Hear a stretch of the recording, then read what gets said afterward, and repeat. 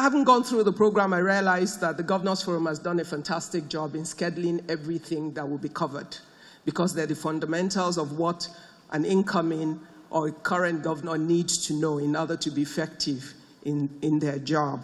I've therefore decided to deal with a simple issue, but an issue that is personal to each of you as governors, an issue that you have control of, and it's not about what anybody else does, but about what you do.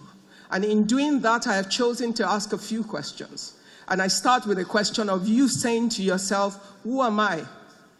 How did I choose to take on this assignment? If you know who you are, and you've now decided to be the governor of the state by choice, because every candidate had to choose to do that, then you need to then ask yourself, where am I going? What is the goal for which I chose this assignment? And in choosing to do this, what is the value that I've set out to deliver to my people? And when you're done trying to answer those questions honestly, I always say to thyself, be true. Because no matter what we say to other people, when it's just you and your mirror, you can look at yourself and be truthful to yourself. But it's important that we have a sense of who we are, because in the journey of leadership, especially in Nigeria, sycophancy is very real.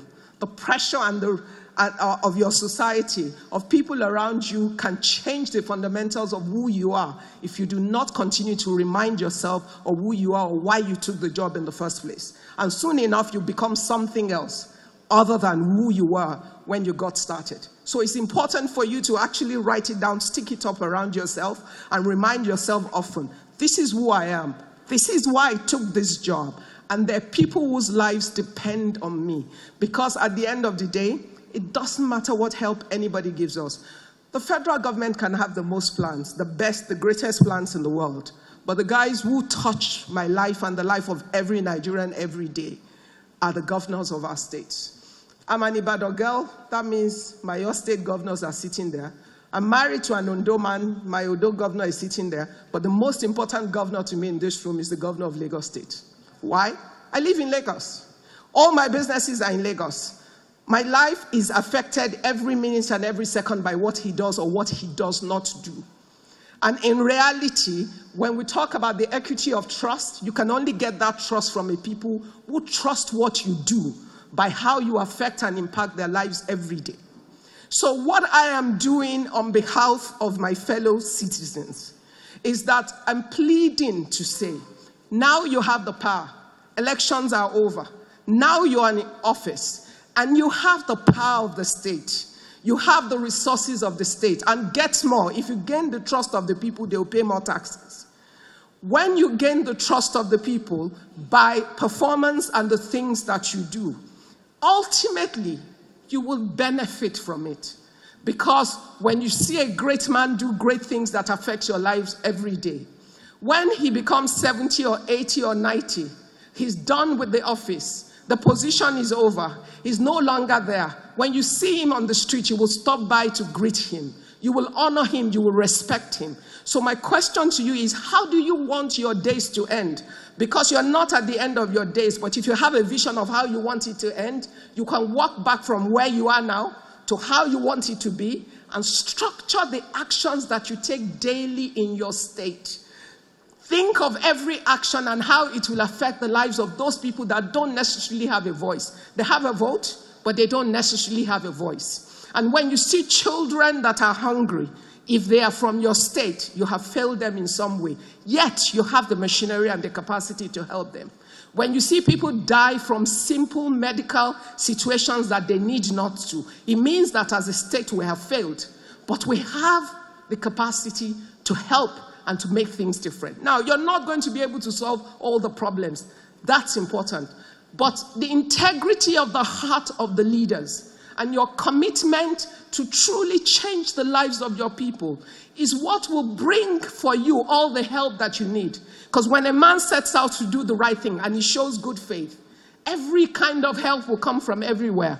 People will do things for you without being taking a dime because they can see your commitment and the integrity of your heart.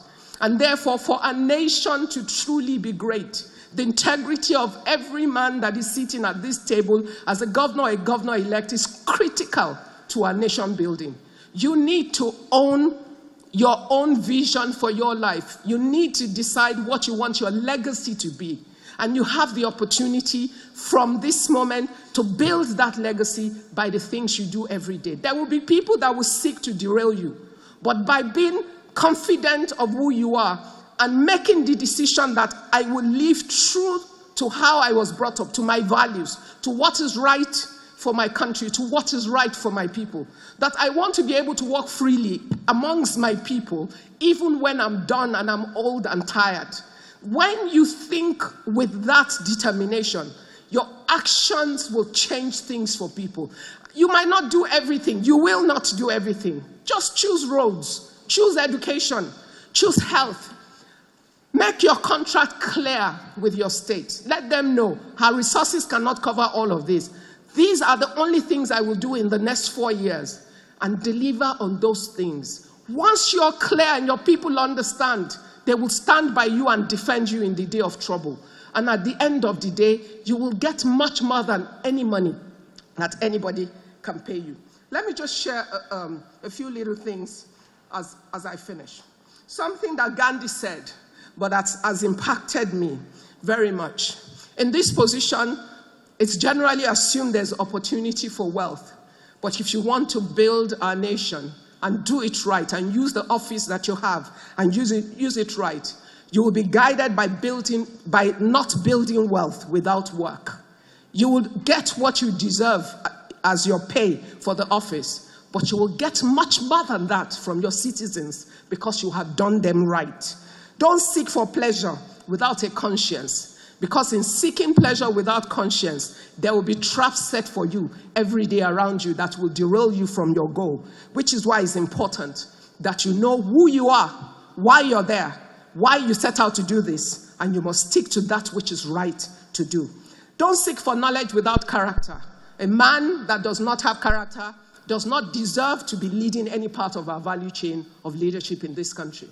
But if you're there, seek to be the example for the people that will serve under you in your government and the people of your state. Ultimately, there is so much joy in seeing the accomplishment of that which you set out to do and in seeing lives that are fulfilled because of that which you have done.